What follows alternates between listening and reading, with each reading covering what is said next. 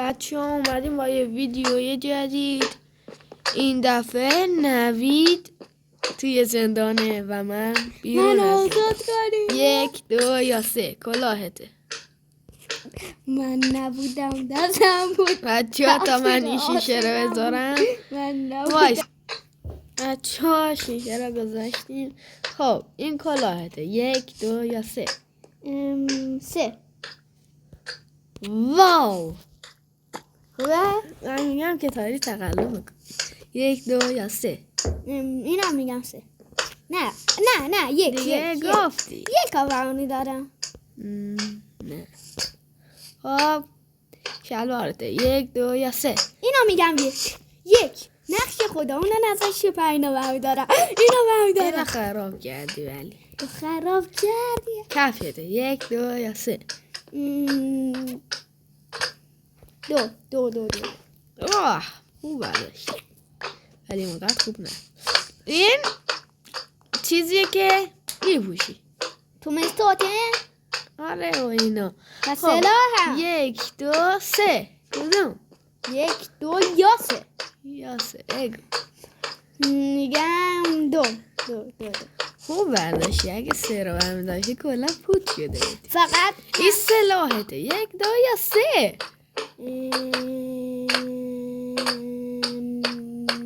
تیمه سلاح. بخشی بچه ها دیدین گفتم از اینو به کار میاد.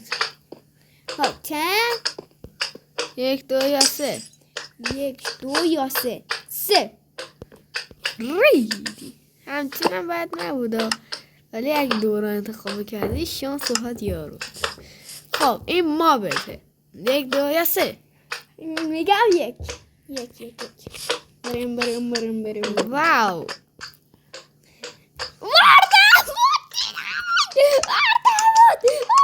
بچه ها واو. این تعدادشه. 1 2 یا 3. میگم 3 بچه اینه چی در میاد؟ بچه خودتون دارین تماشا میکنید الان چه رقه. خب بچه تا ما بریم اونجا خدا نگهدار. بچه اومدیم. نوید اینجاست. نوید اینم از کلاه. پشمون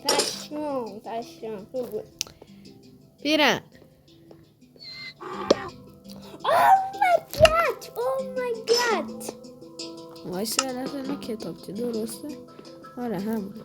خب شلوار. What اینم کفش. انتظار خوبی داشتم. خوبه. اینم از وسیله‌ای که میپوشی. حداقل این چند روشی زدی. اینم از سلاح جنگید.